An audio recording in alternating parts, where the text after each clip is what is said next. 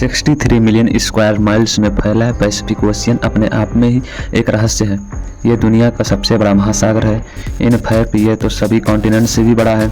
इस महासागर की डेप्थ एंड वास्टनेस इतनी है कि इसमें दुनिया की कई मिस्टीरियस डेप्थ भी छुपी हुई हैं। लेकिन इसका एक रहस्य ऐसा है जिसे जानकर आप चौंक जाएंगे। आप इस मिस्ट्री को जानने के लिए वर्ल्ड मैप को आपको गौर से देखना होगा। क्या आपने कभी धरती के मैप को गौर से देखा है? तो क्या आपको ऐसा नहीं लगता कि इसमें कुछ तो अलग है? जहां एक और कई कॉन्टिनेंट मौजूद हैं, वहीं धरती का सबसे एरिया समेटे पैसिफिक ओशियन में कोई बड़ा कॉन्टिनेंट नजर ही नहीं आता। आखिर दुनिया का सबसे बड़ा महासागर इतना खाली क्यों है? जितनी बड़ी जगह ये घेरता है, उतनी पॉपुलेशन, आइलैंड्स एंड लैंड्स यहाँ क्यों नहीं है? आखिर ऐसा यहाँ क्या है जो प्रशांत महासागर को इतना अलग बनाता है? आइए डिटेल में जानते हैं। धरती पर मौजूद हर एक वाटर बॉडी और लैंड को दर्शाने वाला ग्लोब तो आपने जरूर देखा होगा, मगर क्या आपको नहीं लगता कि धरती पर कुछ तो अलग है? तभी तो एक ओर सभी आइलैंड मौजूद हैं, जबकि दूसरी ओर केवल एक महासागर अकेले है, जिसे पैसिफिक ओशियन यानी कि प्रशांत महासागर कहते हैं। आखिर ऐसा क्यों है? एक तरफ सारे कॉन्टिनेंट और दूसरी तरफ केवल एक ही समंदर है। क्या आपको इसमें कुछ भी रेयर नहीं लगता? क्योंकि यह महासागर कोई छोटा मोटा नहीं है, बल्कि धरती के लगभग 30% क्षेत्रफल को कवर करने वाला महासागर है, जिसका कुल एरिया 165.2 मिलियन वर्ग किलोमीटर है। इसकी विशालता का अंदाज़ा इस बात पर लगा सकते हैं कि अगर धरती पर मौजूद सभी साउथ कॉन्टिनेंट्स को एक साथ जोड़ दिया जाए, तब भी वो पैसिफिक ओशियन के बराबर नहीं हो पाएंगे। वैसे तो हमारी पूरी धरती ही रहस्यों से भरी हुई है, और इसका सबसे बड़ा रहस्य यह है कि इसके महाद्वीप, जहां आज हमें अलग अलग महाद्वीप और महासागर नजर आते हैं, एक समय ऐसा था जब सभी महाद्वीप एक ही जगह पर मौजूद थे। वह लगभग 200 मिलियन वर्ग किलोमीटर में फैले हुए थे, और इसका नाम था सुपर कॉन्टिनेंट पेंजिया। साथ ही एक महासागर हुआ करता था जिसका नाम था पेंथलासा। यह एक सुपर ओशियन था, लेकिन फिर कुछ ऐसा हुआ जिसके कारण आज का वर्ल्ड मैप सर्वाइवल में आ गया, और इसके लिए जिम्मेदार थी टेक्टोनिक प्लेट्स। दरअसल टेक्टोनिक प्लेट के मूवमेंट के कारण पेंजिया टूटने लगा। इसकी जानकारी सबसे पहले 1912 में अल्फ्रेड मैग्नेट ने दी थी। अल्फ्रेड मैग्नेट की बात एक जर्मन साइंटिस्ट थे, जिन्होंने उस समय कॉन्टिनेंटल ड्रिफ्ट थ्योरी पब्लिश की थी। हालांकि सभी वैज्ञानिकों ने इसे तुरंत स्वीकार नहीं किया, मगर एक समय ऐसा आया जब सभी को अल्फ्रेड मैग्नेट की बात माननी पड़ी। कॉन्टिनेंटल ड्रिफ्ट थ्योरी के अकॉर्डिंग धरती पर मौजूद सभी महाद्वीप हमेशा से ऐसे नहीं रहे, बल्कि समय समय पर टूटते बिखरते रहे।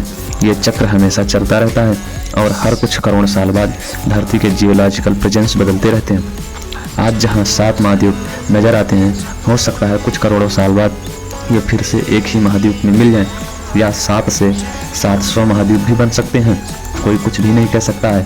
अब आप सोच रहे होंगे कि हम पैसिफिक ओशियन के बारे में बात कर रहे थे, तो फिर हम पेंजिया और पेंथलासा की बात क्यों करने लगे? बताते चलें कि पेंजिया की टूटने की कहानी में ही वह राज छुपा हुआ है, जिसके कारण दुनिया के सबसे बड़े महासागर आज तक कोई महाद्वीप या द्वीप नजर नहीं आता।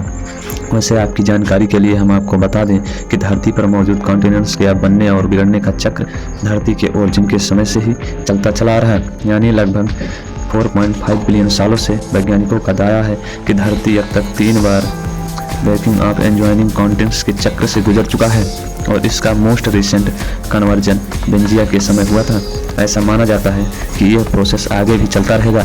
अब आप सोच रहे होंगे कि इतने विशाल महाद्वीप अपने आप कैसे चलते हैं, तो बता दें आपको, इसका जवाब भी अल्फ्रेड मैग्नेट ने दिया था। अल्फ्रेड मैग्नेट के अनुसार महाद्वीपों के प्लेट और जॉइंट लेग धरती के टेक्टोनिक प्लेट से जिम्मेदार है। दरअसल धरती के कोर और मेंटल एरिया में मौजूद गर्मी से इन प्लेट को एनर्जी मिलती है, जिससे ये प्लेट मूवमेंट में आती हैं। लेकिन यह मूवमेंट हर बार एक जैसी नहीं होती, बल्कि अलग अलग तरह की होती हैं।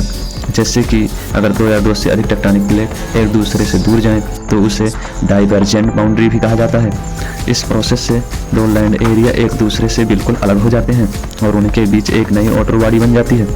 यह वाटर बॉडी कोई बड़ा महासागर भी हो सकता है, या छोटा समुद्र भी बन सकता है, क्योंकि इस एरिया में एक नई ओशनिक क्रस्ट बनती रहती है।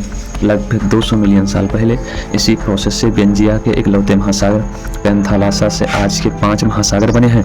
यही कारण है आज भी समुद्र को एक ही माना जाता है, भले ही हमने उन्हें अलग अलग नाम दे रखा हो, बल्कि ये महासागर असल में एक ही है। वैसे ऐसा नहीं है कि यह प्रोसेस केवल 200 मिलियन साल पहले नहीं हुई थी या फिर आगे 200 मिलियन साल बाद ही होगी। वास्तव में यह एक स्लो प्रोसेस है जो लगातार होती रहती है, बट हमें इसकी जानकारी नहीं मिलती। जैसे कि अफ्रीका धीरे धीरे टूटता जा रहा है, मगर हमें इसका आभास नहीं होता। हो सकता है कि कल अफ्रीका के बीच में एक नया महासागर बन जाए जो धरती का छठा महासागर हो सकता है। यह तो हुई टेक्टोनिक प्लेट्स के कारण नया महासागर बनने की कहानी, मगर एक और तरीका है जिससे ये प्लेट मूवमेंट करती हैं, जिससे कन्वर्जेंट बाउंड्री भी कहा जाता है। असल में कन्वर्जेंट बाउंड्री प्रोसेस के दौरान बड़ी संख्या में माउंटेन रेंजेस का फॉर्मेशन होता है। असल में जब दो प्लेट आपस में टकराती हैं तो उनका लैंड एरिया ऊपर उठ जाता है, जिससे एक नई रेंज बन जाती है। इसका सबसे अच्छा और जीता जागता एग्जाम्पल है हमारा हिमालय पर्वत। असल में यह इंडियन कॉन्टिनेंटल प्लेट और यूरेशियन टेक्टोनिकल प्लेट के टकराने से बना है। बताते चलें कि यह टकराव आज भी लगातार जारी है, तभी तो आज भी हिमालय की ऊंचाई हर साल लगभग 2 सेंटीमीटर बढ़ रही है। अब आप सोच रहे होंगे कि हम आपको प्लेट मूवमेंट की कहानी क्यों बता रहे हैं और इसका पैसिफिक ओशियन से खाली होने से क्या रिलेशन है। वैसे हम आपको बताते चलें, धरती पर मौजूद हर एक चीज़ पर टेक्टोनिक प्लेट का इम्पैक्ट पड़ता है, वर्ष इसका मेजर इम्पैक्ट प्रशांत महासागर के खारेपन का एक बड़ा कारण है। असल में प्रशांत महासागर में एक बड़ी टेक्टोनिक प्लेट मौजूद है जिसे प्रशांत प्लेट कहा जाता है। यह प्लेट अपने चारों की दूसरी प्लेटों से लगातार टकरा रही है। यह टकराव खासकर इस महासागर के किनारों पर होते हैं, जिन्हें हम रिंग ऑफ फायर के नाम से जानते हैं। रिंग ऑफ फायर में बल्क क्वांटिटी में वॉल्केनिक एंड साइस्मिक एक्टिविटी होती हैं, जिससे इस एरिया में आइलैंड्स का क्रिएशन और नष्ट होना एक कॉमन अकरेंस है। इन एक्टिविटीज़ के कारण यहाँ का इलाका अनस्टेबल और डेंजरस हो जाता है। बताते चलें कि बाकी के महासागर में बहुत से आइलैंड देश में मौजूद हैं, लेकिन इस महासागर के बीच में तो आइलैंड का ही अभाव है। असल में यह सब टेक्टोनिक प्लेट की गतिविधियों का खेल है, जिसके कारण यह महासागर इतना खाली है। एक्चुअल में टेक्टोनिक प्लेट्स के टक्कर मोस्टली महासागरों में ही देखने को मिलती है। असल में धरती के महासागरों में एक ऐसा एरिया है जहाँ ये सभी टेक्टोनिक प्लेट एक बड़ी टेक्टोनिक प्लेट से टकराती हैं, और ये महासागर कोई और नहीं, धरती का सबसे बड़ा महासागर पैसिफिक ओशियन है। पैसिफिक ओशियन एक ऐसा महासागर है जहां धरती पर मौजूद सभी टेक्टोनिक प्लेट्स और उनके ऊपर located continent Pacific tectonic plate से टकराते हैं। इसी बड़ी टेक्टोनिक प्लेट के टकराव से पैसिफिक ओशियन के चारों ओर एक ऐसी सीमा बन जाती है जो एक बैरियर की तरह दिखाई देती है। यह बॉर्डर माउंटेन्स और वॉल्केनोस की सीरीज से बनी होती है, जिसे रिंग ऑफ फायर भी कहा जाता है। यह एक बहुत बड़ा नेचुरल डिजास्टर एरिया है जो हमारे ग्लोबल मैप पर भी दिखाई देता है। ये देखने पर पैसिफिक ओशियन के चारों ओर फैली एक पतली पट्टी जैसी लगती है, लेकिन असल में ये एक 40,000 किलोमीटर लंबी, एक 500 किलोमीटर चौड़ी है। यह एक घेरे की तरह है जो पैसिफिक ओशियन को चारों ओर से घेरता है, और यह धरती का सबसे अनस्टेबल रीजन माना जाता है। पता है क्यों? क्योंकि इतनी सारी टेक्टोनिक प्लेट के आपस में मिलने के कारण धरती पर 75% ज्वालामुखी गतिविधियाँ और भूकंप इसी रिंग ऑफ फायर में देखने को मिलती है। और यहीं पर मौजूद है जापान, जहां लगातार भूकंप और ज्वालामुखी फटते रहते हैं। यहाँ पर मौजूद जापानी भूभाग के कारण आपको समझ आ गया होगा कि जापान में हर साल इतनी प्राकृतिक आपदाएं आती हैं, जैसे भूकंप, सुनामी और ज्वालामुखी विस्फोट देखने को मिलते हैं। जापान में ये डिजास्टर लगातार होते हैं और इसके लिए रिंग ऑफ फायर जिम्मेदार है। बताते चलें कि यहाँ पर जियोलॉजिकल प्लेट्स की इतनी हलचल और किसी कॉन्टिनेंट्स का ना होना ही रिंग ऑफ फायर की वजह से। अब आपके मन में यह सवाल आ सकता है कि इतने समय से ये प्लेट्स की फ्री मोशन के बावजूद पैसिफिक महासागर आखिर खाली क्यों है? तो इसके लिए केवल एक नहीं बल्कि 2 कारण जिम्मेदार हैं जो हमारे वैज्ञानिकों ने बताया है। पहला कारण तो रिंग ऑफ फायर ही है। एक्चुअल में रिंग ऑफ फायर एक बैरियर की तरह कार्य करता है। पैसिफिक महासागर में कोई नया कॉन्टिनेंट नहीं बन पाया। असल में पैसिफिक महासागर के अंदर इन टेक्टोनिक प्लेट मौजूद है जो धरती की सबसे टेक्टोनिक बड़ी प्लेट है, और इसका नाम है पैसिफिक प्लेट। एक्चुअल में यहाँ एक प्लेट अन्य प्लेट्स के साथ धीरे धीरे टकरा रही है। यह प्लेट बहुत भारी है, जिसके कारण बाकी की प्लेट्स इस पर जोर नहीं डाल पा रही हैं और यह अपनी जगह से नहीं हिल सकती, और इसी कारण वहाँ कॉन्टिनेंट का फॉर्मेशन नहीं हो पाया। दूसरी कारण की बात करें तो वो भी इसी पैसिफिक प्लेट में छुपी है। असल में इस प्लेट में समय समय पर छोटे छोटे टेक्टोनिक प्लेट्स और यहाँ मौजूद लैंड मास को सही दिशा भी, जिसे आज का वर्ल्ड मैप बना है, यह एक फिलॉसफिकल सीक्रेट है। जो पैसिफिक महासागर में बैकी प्लेट को अंदर आने से रोकती है। एक्चुअल में यह खुद ही ओशियन वाटर के नीचे है, इसलिए यह ना तो किसी को भूभाग को पैसिफिक महासागर के भीतर आने देता है, ना ही वहाँ कोई नया आइलैंड या कॉन्टिनेंट बनने देती है। असल में पैसिफिक ओशियन में अटलांटिक महासागर जैसे आइलैंड्स का जाल नहीं है। इसका मुख्य रीजन यह है कि पैसिफिक प्लेट के किनारे बनने वाले द्वीप आमतौर पर वाक़ई स्मॉल और टेम्पोररी होते हैं, जिसकी वजह से उनमें से कई आइलैंड समय के साथ टेक्टोनिक एक्टिविटीज़ के बाद डूब जाते हैं या उनमें बदलाव आते हैं। इसके अलावा इन आइलैंड्स का भूगोल भी ऐसा नहीं होता कि बड़ी शहर या सभ्यताएं वहाँ फल फूल सकें। साथ ही जो थोड़े बहुत आइलैंड प्रशांत महासागर में लोकेटेड हैं, उन आइलैंड्स के बीच की दूरियाँ बहुत ज़्यादा हैं। एग्जाम्पल के लिए हवाईन आइलैंड्स और दूसरे आइलैंड्स के बीच में हज़ारों किलोमीटर की दूरियाँ हैं।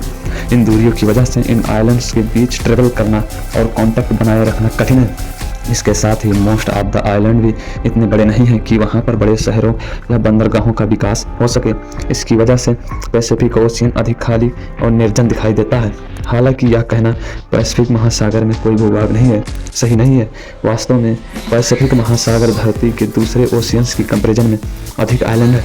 असल में यहाँ लगभग 25,000 द्वीप मौजूद हैं, जिनका फॉर्मेशन पैसिफिक महासागर के अंडर वाटर में ज्वालामुखी विस्फोटों की वजह से हुआ है। ये द्वीप बहुत छोटे हैं, ऐसी वजह से इन पर ह्यूमन लाइफ बहुत कम या फिर यूँ कहें है ही नहीं। असल में ओशियन में हज़ारों आइलैंड ऐसे हैं जहां इंसान कभी पहुंचा ही नहीं, क्योंकि ये बहुत ही छोटे हैं, जिसका अंदाज़ा आप इस बात पे लगा सकते हैं कि ये दुनिया के मैप पर नज़र तक नहीं आते। यही कारण है कि देखने पर पैसिफिक महासागर एकदम खाली नज़र आता है। पता है क्यों? क्योंकि इसके पानी की विशालता के सामने ये द्वीप नमक के दानों के समान लगता है। तो देखा आपने किस तरह से पैसिफिक महासागर के खालीपन के पीछे धरती की सरफेक्शन और डिस्ट्रक्शन भी जिम्मेदार है। असल में इसके चारों ओर सरफेक्शन और डिस्ट्रक्शन टूम्स कम डेंसिटी वाली टेक्टोनिक प्लेट्स को धीरे धीरे धरती की मेंटल लेयर में 0.5 स्क्वायर माइल्स पर ईयर की दर से खींच रही है, जिससे भी अंदर की ओर जा रही हैं। यह प्रोसेस तब से चल रही है जब पेंजिया महाद्वीप का विखंडन हुआ था, और आपको जानकर हैरानी होगी कि यह तब तक चलता रहेगा जब तक सभी टेक्टोनिक प्लेट एक दूसरे के नीचे खिसक कर एक नया सुपर कॉन्टिनेंट नहीं बना लेती, जैसे कि पेंजिया हुआ करता था। ऐसा अनुमान है कि यह प्रोसेस ऑलमोस्ट 200 मिलियन साल बाद पूरी होगी। तब शायद हो सकता है पैसिफिक ओशियन में भी कॉन्टिनेंट नजर आए, या फिर ऐसा भी हो सकता है कि ये सारे कॉन्टिनेंट पैसिफिक ओशियन में ही पहुंच जाएं और धरती का बाकी का हिस्सा हमें खाली नजर आने लगे। तो देखा आपने किस तरीके से प्रशांत महासागर क्यों खाली है। वैसे आपका इसके बारे में क्या ख्याल है? अपनी बातों को, अपनी राय को हमारे कमेंट में उसमें लिख कर जरूर बताइएगा। और रिंग ऑफ फायर पर एक अलग वीडियो चाहते हैं तो हमें नीचे कमेंट पर करके जरूर बताइएगा। हमारी वीडियो पसंद है लाइक करें, शेयर करें और सब्सक्राइब करें। धन्यवाद।